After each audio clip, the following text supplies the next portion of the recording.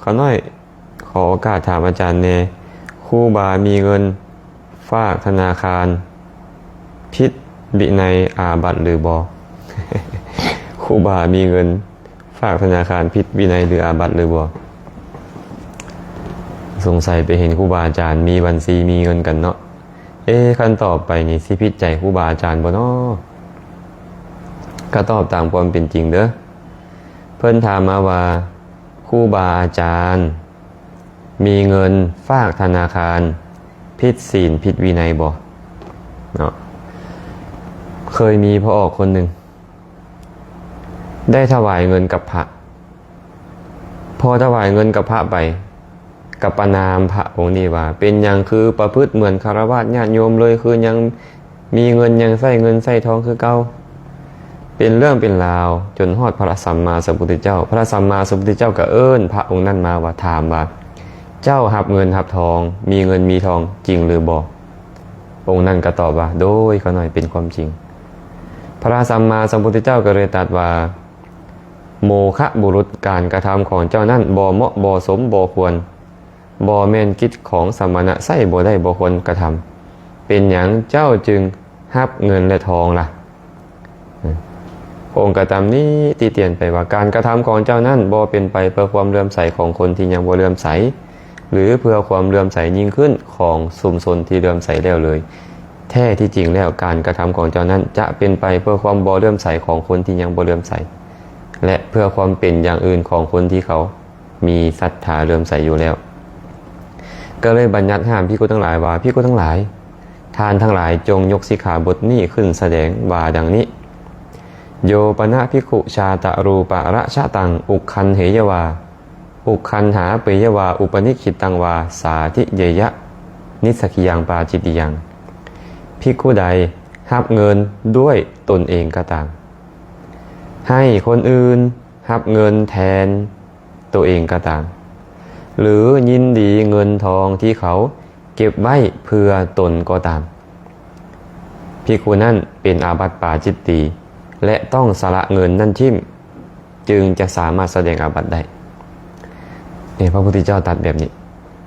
ฉะนั้นคำถามที่โยมถามมาว่าพระมีเงินฝากธนาคารผิดบ่ก็แน่นอนแหละเพิ่นหับเงินเองด้วยตนเองก็ตามมีโยมมาถวายหับเองเลยเพิ่นก็เป็นอาบัตินิสกิยปาจิตติหรือว่า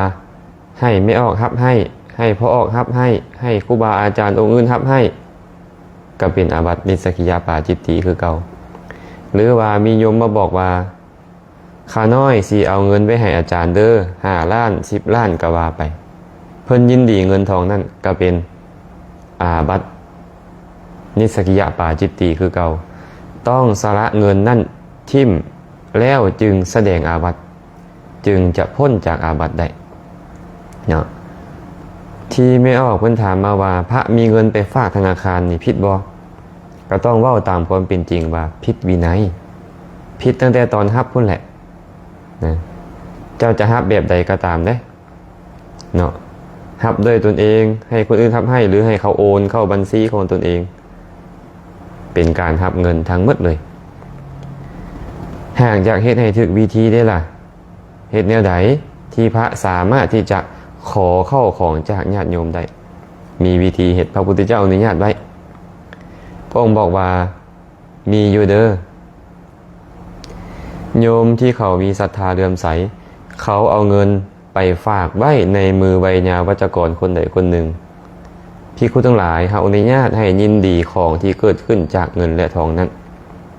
สมมุติว่าโยมต้องการจะเอาเงินไปถวายพระแต่เพิ่นบ่รับเฮาก็เอาเงินนี่นะไปฝากไว้กับผู้ใดผู้หนึ่งที่สามารถซื้อเข้าของไปถวายพระได้แล้วโยมก็บอกกับพระว่าท่านอาจารย์ข้าน้อยเอาเงิน1 ล้านกีบ2 ล้านกีบก็ว่าไปฝากไว้นำพ่อออกซื้อแดงบ่ซื้อดำบ่ก็ว่าไปอาจารย์ต้องการอีหยังที่สมควรให้บอกกับพ่อออกแดงหรือพ่อออกดำนั่นได้เด้อข้าน้อยพระเพิ่นนี่นะเพิ่นสามารถขอของได้แต่บ่สามารถขอเงินได้เพราะเพิ่นบ่ให้ยินดีในเงินทองเนาะฉะนั้นพระองค์นี้อยากได้ของตอนใด ไม่ออกอาตมาอยากได้เฝอพอออกดำพอออกแดงอาตมาอยากได้เฝออาตมาอยากได้M100หรือว่าอยากเดินทางกับอาตมาอยากเดินทางไปสวรรค์เขตอาตมาอยากเดินทางไปปากสีสำนิก็เป็นอันว่าพระกับโบผิดศีลไม่ออกผู้อยากจะให้พระได้รับความสะดวกก็ได้บุญผู้คนคอยช่วยเหลือจัดแจงหาเข้าวปลาอาหารมาถวายให้ก็ได้บุญเป็นอันว่าสามคนนี้เฮ็ดถูกต้องตามธรรมวินัยรักษาธรรมะคำสอนของพระพุทธเจ้าไว้พร้อมนะยากบ่ยากเนาะบ่ยากแค่เฮาเอาไปฝากไว้แต่ว่าการอยากจะให้เพิ่นขอได้นี่ต้องมีองค์ประกอบ3ประการ 1. เอาเงินไปฝากไว้ในใบญาปัจจกร 2. บอกให้ใบญาปัจจกรนั่นว่าหาของถวายอาจารย์ในคอยแด 3. ไปบอกพระนั่นว่าข้าน้อยเอาเงินไปฝากไว้แล้วอาจารย์อยากได้หยังที่สมควรให้บอกข้าเจ้าได้เลยสำนี้ครบองค์ประกอบพระสามารถไปขอของได้แต่การขอของพระต้องรู้วินัยของตนเองไปบอกว่าไปซื้ออันนี้ให้แน่ไปซื้ออันนั้นให้แน่กับบ่